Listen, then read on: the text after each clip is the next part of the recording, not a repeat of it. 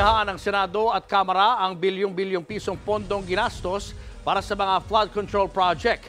Sa tagal daw kasi gumagastos dito ng gobyerno, hindi naman nawawala ang mga baha. Nasa frontline na balitang yan si Gerard de la Peña.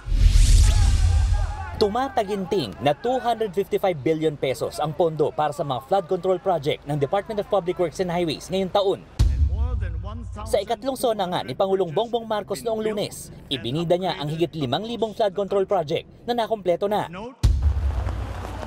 Pero matapos ang malawakang pagbaha sa Metro Manila at mga karatig probinsya kahapon, ang tanong ng mga senador, anyari? Ayon kay Senate President Cheese Escudero, daan-daang bilyon ang ginastos ng gobyerno taon-taon, pero parang hindi naman daw nawawala ang baha, partikular sa Metro Manila.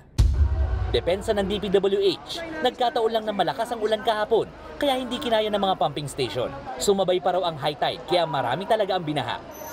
One of the problems that I can see in Metro Manila is the internal drainage is old and constricted at because of yung population and everything. It has to be rehabilitated actually. Pagdating naman sa mga flood control project sa Metro Manila, hindi raw DPWH ang in charge dahil MMDA ang nakatoka rito. Para naman kay Senator Joel Villanueva, hindi katanggap-tanggap ang paliwanag ni Bonoan. Balak daw niyang paimbestigahan sa Senado ang nangyaring pagbaha para busisiin kung saan ba talaga napupunta ang bilyong-bilyong pisong pondo sa mga flood control project. Definitely, we have to investigate all of this. It's unacceptable to hear na malakas kasi ang ulan at madami ang tubig. Hindi po yung dahilan. Para naman kay dating Senator Ping Lacson, matagal ng pugad ng katiwalian ang mga flood control project.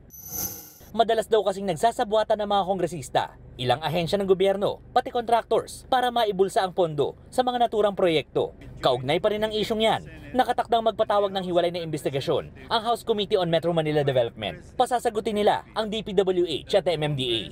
Suportado mismo yan ni House Speaker Martin Romualdez. That's part of our oversight functions. We also have to have accountability sa pagtama, paggagastos ng ating budget. So titingnan natin kung effective, efficient at tama sana naman. Kung may nangyayaring dati na hindi tama yung paggagastos, talagang hindi talaga pwede yun.